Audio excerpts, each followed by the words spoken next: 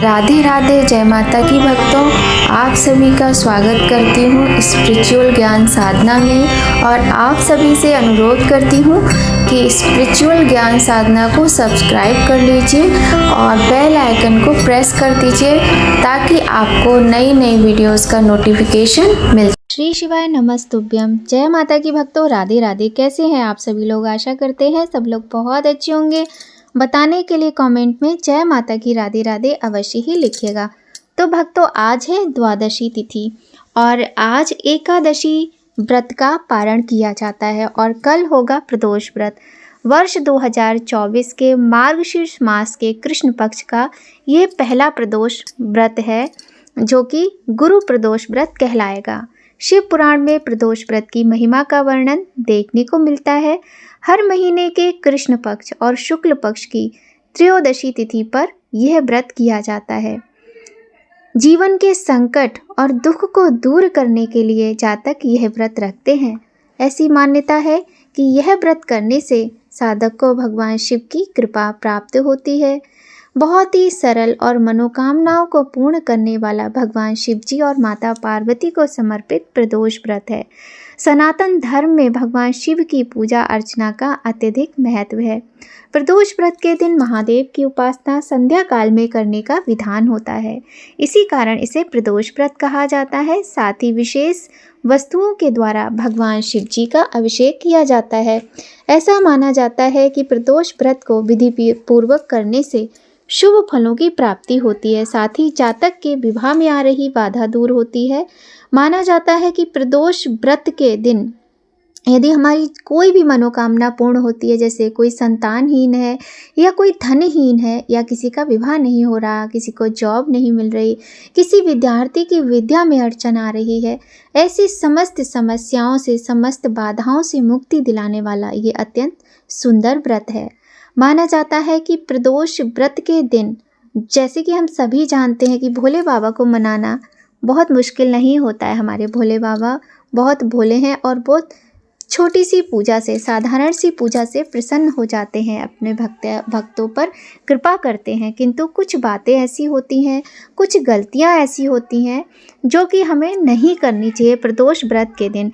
यदि हम इन गलतियों को धोखे से कर देते हैं तो भी हमें परेशानियों का सामना करना पड़ता है। आज की वीडियो में हम आपसे प्रदोष व्रत की बहुत ही विशेष चर्चा करने वाले हैं।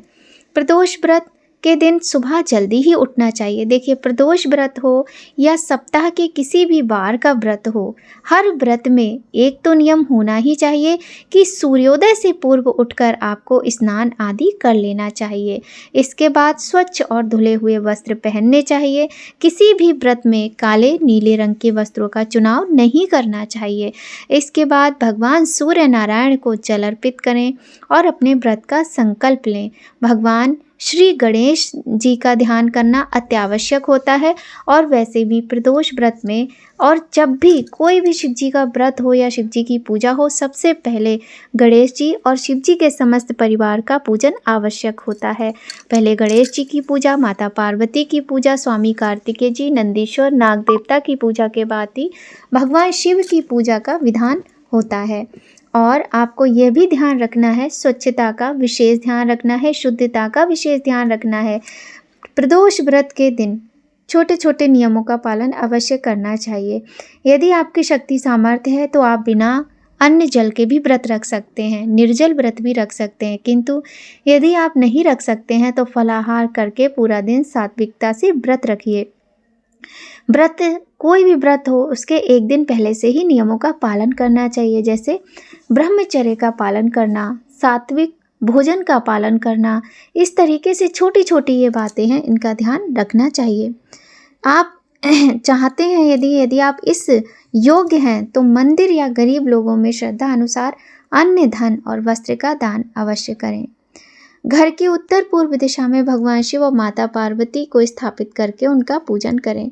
शिव जी की पूजा में पंचामृत, चंदन, बेलपत्र, धतूरा, भांग और या फिर आप पंचामृत ले सकते हैं, नहीं तो कच्चा दूध भी गाय का ले सकते हैं। अक्षत, काले तिल, जौ, जनेऊ, एक दीप, धूप, और कुछ मीठा भोग लगाने के लिए। इस तरह की वस्तुओं को एकत्रित करके आप भगवान शिव का पूजन करें। विधि पूर्वक भगवान शिव और माँ पार्वती की पूजा अर्चना की जाती है और भगवान शिव का चालीसा और मंत्रों का जाप करना चाहिए। प्रदोष व्रत के दिन किसी से भी लड़ाई झगड़ा ना करें, साथ ही किसी के विषय में कुछ गलत ना सोचें। भगवान शिव की पूजा थाली में कभी भी केतकी के फूल और हल्दी नहीं रखनी चाहिए। शिवलिंग पर टूटे हुए चावल अर्पित नहीं करने चाहिए। इसके अतिरिक्त जब भी भगवान शिव का व्रत करें या कोई भी व्रत करें तो प्याज, लहसुन और तामसिक वस्तुओं से दूर रहें। महिलाओं का अपमान ना करें, पशु पक्षी को परेशान ना करें। महादेव की पूजा आपको प्रदोष व्रत में, प्रदोष काल में अवश्य ही करनी चाहिए, तभी इस व्रत को पूर्ण माना जाता है। वर्ष 2024 में यह व्रत इस बार 28 नवंबर को है और 28 नवंबर को बृहस्पतिवार का दिन है, जिस कारण इसे गुरु प्रदोष व्रत कहा जाएगा और मार्गशीर्ष माह का ये पहला प्रदोष व्रत है। इस दिन शाम की पूजा का समय नोट कर लीजिए। शाम की पूजा का समय है 5:24 से लेकर 8:06 तक। इस दौरान आप भगवान शिव की शिवालय में जाकर पूजा करें। यदि नहीं जा सकते हैं तो घर पर भी आप विधि विधान से पंचोपचार या फिर षोडशोपचार विधि से पूजा कर सकते हैं। आज की जानकारी आपको कैसी लगी कमेंट करके ज़रूर बताइएगा। और हाँ, अगर आपको हमारी जानकारी थोड़ी भी अच्छी लगे तो वीडियो को लाइक ज़रूर कर दीजिएगा और यदि चैनल पर पहली बार आए हैं तो सब्सक्राइब कर लीजिएगा चैनल को और बेल आइकन प्रेस कर दीजिए ताकि आपको महत्वपूर्ण वीडियोस का नोटिफिकेशन समय पर मिल जाए। भक्तों, आज की वीडियो में हमने आपको बताया कि हमें प्रदोष व्रत किस तरह से रखना चाहिए सरल विधि से और कौन कौन सी गलतियों को हमें नहीं करना चाहिए। यदि हम इन छोटी छोटी सी बातों को ध्यान में रखकर भगवान शिव के व्रत को करते हैं तो हमारे जीवन में हमें अनेक कष्टों से मुक्ति मिलती है। कुछ लोग क्या करते हैं, बिना नहाए धोए ही भगवान को स्पर्श कर लेते हैं, तो इस प्रकार की गलती भी हमें नहीं करना चाहिए। साथ ही एक बात का और ध्यान रखना है कि भगवान भोलेनाथ की पूजा में कभी भी तुलसी, सिंदूर का प्रयोग भी नहीं किया जाता है। कहीं कहीं हमने देखा है लोग नारियल और नारियल पानी से भी भगवान की पूजा करते हैं, किंतु जहाँ तक हमें ज्ञान है शिव जी की पूजा में नारियल और नारियल पानी का प्रयोग नहीं किया जाता है। गुरु प्रदोष व्रत के दिन कहीं कहीं हम देखते हैं कि लोग पोछा आदि नहीं करते, जैसा कि हम भी मानते हैं कि बृहस्पतिवार को घर में पोछा नहीं लगाना चाहिए, किंतु घर में कूड़ा भी इकट्ठा नहीं करना है। इस बात का भी आप विशेष ध्यान रखिएगा। घर में साफ सफाई तो रखनी ही रखनी है। और गुरु प्रदोष के व्रत के दिन हो सके तो आप लहसुन, प्याज आदि का प्रयोग भोजन में ना करें। जिनका व्रत है वो तो नहीं करेंगे, साथ ही जो आप परिवार के समस्त लोगों के लिए भोजन बना रहे हैं उसमें भी आप इस तरह की वस्तुओं का प्रयोग ना करें तो अच्छा है। किंतु यदि सब लोग इसके बिना भोजन नहीं कर सकते तो बात अलग है भाई, तो फिर गृह कलह को नहीं बढ़ाना है, फिर तो सबकी इच्छा पूर्ण होनी ही चाहिए, किंतु अपने ऊपर नियंत्रण रखें। शिव जी की कभी भी पूरी परिक्रमा नहीं की जाती है और इस बात का भी आप ध्यान रखें। शास्त्रों में भी शिव जी की आधी परिक्रमा का ही विधान है। जहाँ हम शिवालय में भगवान शिव की पूजन करने जाते हैं वहाँ हमें इस बात का ध्यान रखना है कि जब भी हम शिवलिंग की परिक्रमा करेंगे, आधी परिक्रमा करेंगे, पूरी परिक्रमा नहीं की जाती है। शिव जी को भस्म चढ़ाना चाहिए, शिव जी को गंगा जल चढ़ाना चाहिए, किंतु शिव जी को कभी भी तुलसी पत्र नहीं चढ़ाना चाहिए। इस तरीके से छोटी छोटी बातों को ध्यान में रखकर भगवान भोलेनाथ की पूजा करनी चाहिए। कुमकुम यानी रोली भी भगवान शिव को अर्पित नहीं की जाती है।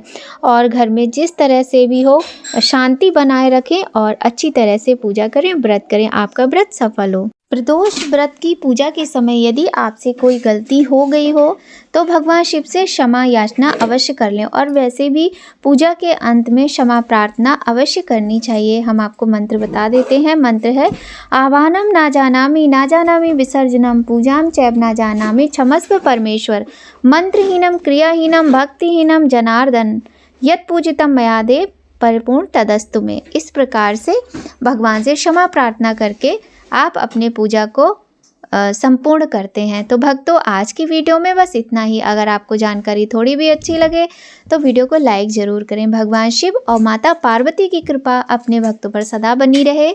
जय माता की। राधे राधे भक्तों।